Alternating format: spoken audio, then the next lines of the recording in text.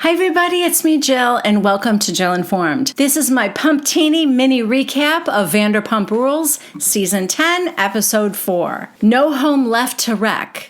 This is a to be continued from Episode 3. Katie storms out of the Canyon Club and will just have to live with missing out on Tom Sandoval and the most extras. Inside, Scheana's feeling bad for herself for being an outsider for a decade now. She's not wrong, but Scheana's also shady AF. I mean, she stirs so much trouble. But yes, she has always been kind of shunned by the others. That was never fair. But also, Scheana, oh God. You are a shady, shady girl. And I think it feels very good to her to try and set Tom Schwartz up with Raquel. In fact, I will go you one further. I bet there is a part of Scheana that was like, the timing is just wrong. If only I didn't have Brock and a child. She would be going after Tom Schwartz herself. I mean, she almost wants to now. But she knows she can't. But she wants to. You know what I mean? Katie is self-aware enough to know that with her divorce, people in the group are going to pick sides, and they're going to pick Schwartz. And I don't think she's wrong. Well, they're not all going to pick Schwartz, but I think a lot of them will. Raquel once again pulls poor Allie off to the side to have a talk with her. And she does it when James is on stage so that, James can't appear out of nowhere. I don't know how the Bambi-eyed bitch became this conniver. But yeah, this is very, stealth, kind of sneaky. And, Allie is kind of Bambi-eyed right now. Although I do think she might have a higher IQ. I don't know her well enough yet. But anyway, Raquel pulls her aside because Raquel would like to tell her that James cheated on her with Lala while they were together. She goes, "Did you know that?" And Allie goes, "Yeah, he told me. And, I wasn't happy about it. I don't think it's great.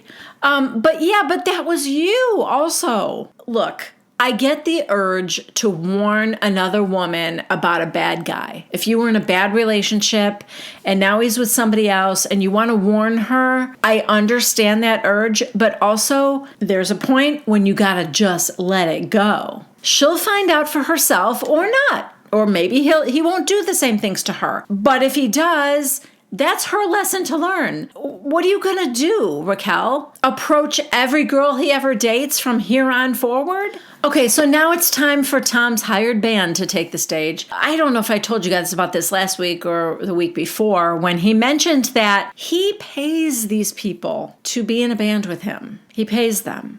They're hired musicians. He pays them to rehearse. He's got to Venmo these people after every rehearsal. It's kind of sad, but also just weird. And I get why he does it because they're professional musicians. There's no part of those people on stage that need Tom Sandoval. Yet he's narcissistic enough to name the band Tom Sandoval and the most extras. I don't know. And then he does covers? His version of Jesse's Girl using Tom Schwartz's mom. He's holding up a picture of her. It's kind of funny, but as my daughter said, it's not as funny as he thinks. It's like Tom Sandoval's very expensive hobby, I guess. While they're on stage and James isn't, Allie tells James that Raquel came and warned her about him. Meanwhile, Raquel is trying to get drunk enough to make out with someone. Sounds like a plan. Well, not just anyone, Schwartz, because, Sandoval's on stage. And Ariana is there. And Katie's not. So, she works up her courage and she goes over there and asks him if he wants to make out. And he's like, he's all embarrassed. Well, I want to, but, I'm flattered, but it would really upset Katie. Look, Katie is his ex and she shouldn't control his life. I get it. But also, why do you have to be so incestuous, you people? A lot of people in LA. Guys, you don't have to all hook up with each other. Yes, they're divorced. But I don't think asking you not to hook up with someone in your friend group is too much to ask. It's not. Just do that one small thing. Okay, the next day, Sandoval and Scheana show up at Schwartz's house again. Scheana, don't you have a baby and a husband? Anyway, apparently Schwartz and Sandy's is having another private party. This is for friends and family. And not the public. They are running behind schedule, but this party was already planned. And also it's for like Sandoval's parents, for example. They invested $250,000 into this little venture here. So this is sort of an appreciation party too. I don't know why Scheana's there. Just to, I don't know, to help Schwartz get his mojo back by putting like artwork over the couch or something. Scheana is fully invested in getting Tom Schwartz back on the market. Schwartz is like, yeah, I feel bad. I mean, Katie and I did make an agreement not to make out with any of our friends. Future cringe alert. Sandoval. Yeah, but that's unrealistic though. Yeah, he said that. Now we're at Sir, and Raquel is folding napkins before her shift. Some things never change, guys. I think season 1, episode 1, the waitstaff was folding napkins at Sir. Anyway, and Charli comes in, and I guess Charli's been on vacation or whatever, so they start talking, and Raquel tells her, well, first she tells her that at the end of the night at Cannon Club, that James and Allie got in a fight that was like so loud that James got thrown out. And she's like, I don't think I started it. Really? Maybe think back a little bit further. Maybe it had a little something to do with it. Oh, God. And then she tells Charli that she wanted to make out with Schwartz. Like, you know, if you wanted to make out with James, and Charli's like, yeah, that would be weird. Raquel's trying to make it sound very normal, and Charli's basically telling her it's not normal. Guys, is it fair to say that Raquel is not a girl's girl at this point? All right, the next scene is at Schwartz and Sandy's, and the Toms are having a meeting with their business partner, Greg. You guys, the rent on this restaurant is costing them $25,000 a month. And every month that the restaurant isn't open, it's just $25,000 out the door with no money coming in the door. So the Toms want to open in a month. They'll handle the $25,000 one more month. And Greg is not so sure. He's like, when you guys have these ideas, I wish you would come and talk to me about it, because I don't know how we're going to open in a month. Lisa Vanderpump and James go to tea together, and they discuss him getting kicked out of the Canyon Club. James, I don't understand why you started drinking again. And he tells her that the breakup was really hard, and, you know, but I love Ale. Yeah, then they talked about that too. You said that Raquel was the love of your life. And James just said, well, you know I'm emotional, Lisa. All right, it's friends and family night at Schwartz and Sandy's. They have definitely perfected the private party. Now we just need to see if they can handle the public. Katie arrives with Christina Kelly, her ride or die.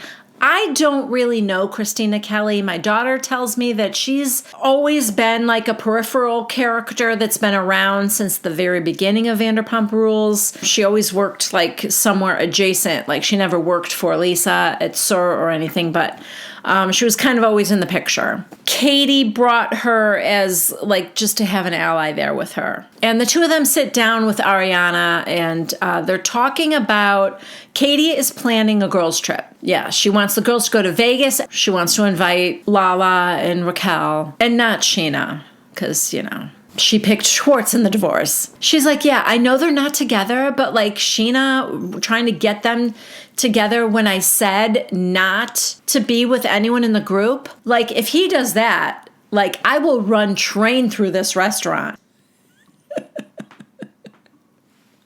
Oh, God. That'll be a good look for Katie. So at some point during the night, Tom Schwartz grabs Katie and, you know, has her sit down in a booth with him. And he goes, oh, thanks for coming, Bubba.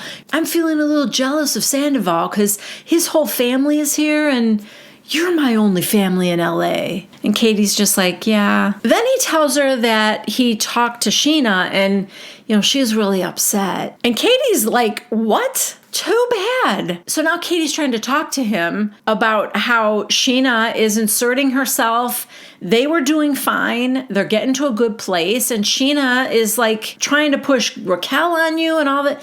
So she's trying to get all that out. Except that all these people keep coming in. And, you know, Schwartz has like the focusing capability of a goldfish. So he's like, oh, hey, how you doing? Hey, I'm sorry. What, Katie? And she's... So she tries again, and you just see him smile. Hey, man, how's it going? Until she can't, like, it's enough. And I understand the frustration. Look, the conversation shouldn't be happening there that night. He's hosting a party to thank the friends and family for their support and stuff. He shouldn't be involved in a deep conversation. But Tom Schwartz is the one that started it. He sat her down and then he started talking about how Scheana was upset. So was Katie not supposed to respond to that? Katie can be a real wench most of the time, but her irritation is valid in this scene. Just saying. And she's like, you know what? I'm going to get out of here. And he's like, no, oh, come on, don't do that. And then I don't know what happened to Tom Schwartz. Finally, he's like, you know what? Yeah, maybe you should go. I think I would like you to go. You should. I'd like you to leave. Wow. Weird time to grow a pair. Let me tell you something else that irritates me right now. This was either last week or the week before when Katie was talking to him and she was getting angry because, again, this was about Scheana interfering in their relationship. Like, it's hard enough to get divorced, but to do it, when you're very public and you're all in the same friend group and you still have to kind of hang out with this guy, like, it's a lot to navigate through. And you don't need someone on the side trying to fix your ex up with someone else who's a friend of yours. Like, it was a lot. So she's getting louder and kind of animated. Schwartz is like this. I know. He's like cringing. He's doing this body language that irritates me so much. Because I think it's purposeful. That is meant to make a woman feel like she's being, obnoxious and loud and, scary. All these things that he's trying to make her feel bad. And he's trying to make her feel creepy about her, the way she's acting. Don't do that. I don't like that. Don't do that to a woman. Just saying. Okay, now we are at another girls' night with Raquel, Katie, and Ariana this time. Katie is, of course, talking about Scheana and how she won't leave her and Tom alone. And Raquel says, I think I have a confession to make. The other night at Canyon Club, I asked Schwartz to make out. Katie goes, but why would you do that? Raquel just kind of shrugs and she's like, but he turned me down to respect your boundaries. And Katie goes, okay, but you're not. Yes, thank you. Raquel's just like, yeah, I'm sorry. You are not a girl's girl. You're not a good friend, Raquel. I don't know why. I don't know if you have like some insecurities. I don't know if something in your childhood makes you behave a certain way around men, but you're not a good girlfriend to other girls. And future cringe alert. Ariana says to her, oh, Raquel, I didn't know you had it in you. Ariana, you don't know the half of it.